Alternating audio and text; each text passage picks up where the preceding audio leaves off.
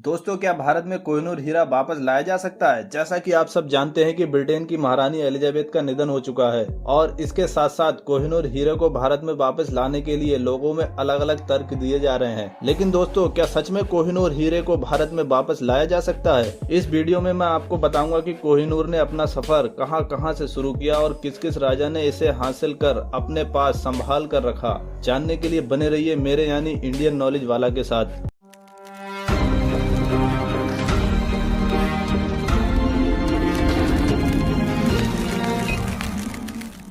कई इतिहासकारों का मानना है कि कोहिनूर हीरा सदियों पहले कृष्णा नदी के किनारे मौजूद कोल्लूर खदान से निकाला गया था। आज के समय में ये जगह आंध्र प्रदेश में लगती है। कोहिनूर हीरे का इतिहास लगभग 5000 साल पुराना है, जो कई देशों का सफर करते हुए कई राजा महाराजाओं के हाथों से होते हुए इस समय लंदन के टावर में कड़ी सुरक्षा में रखा गया है। कोहिनूर का जिक्र सबसे पहले लिखित रूप में 1526 में मुगल शासक बाबर ने अपनी किताब बाबरनामा में किया और बताया कि उन्हें कोहिनूर हीरा सुल्तान इब्राहिम लोदी ने भेंट किया था। उसके बाद बाबर के वंशज हुमायूं और औरंगजेब ने इस बेशकीमती हीरे की सुरक्षा करते हुए इसे औरंगजेब के पोते सुल्तान मोहम्मद शाह को सौंप दिया। इसके बाद 1739 में पर्सिया के राजा नादिर शाह भारत आए। उनका मकसद सुल्तान मोहम्मद शाह के राज्य में शासन करना था। आखिरकार उन्होंने सुल्तान मोहम्मद शाह को हरा दिया और राज्य की धरोहरों को अपने साथ ले गए। तब नादिर शाह ने ही राज्य के बेशकीमती हीरे को कोहिनूर का नाम दिया और उन्होंने कई सालों तक इस हीरे को पर्सिया में अपनी कैद में रखा।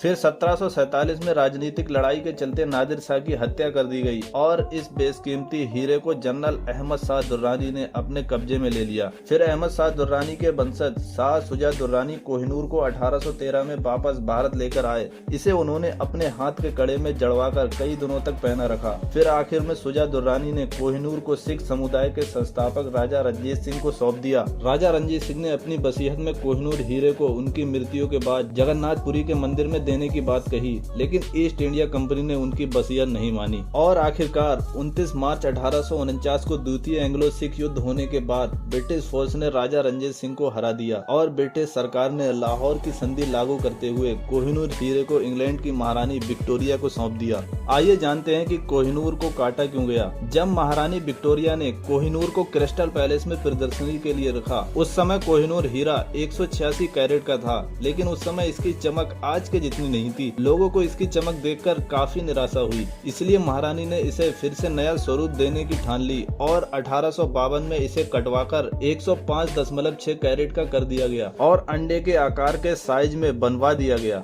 और इसकी dimension 3.6 centimetre into 3.2 centimetre into 1.3 centimetre कर दी गई। आइए दोस्तों, अब हम जानते हैं कि कोहिनूर हीरे को आज तक भारत में वापस क्यों नहीं लाया जा सका।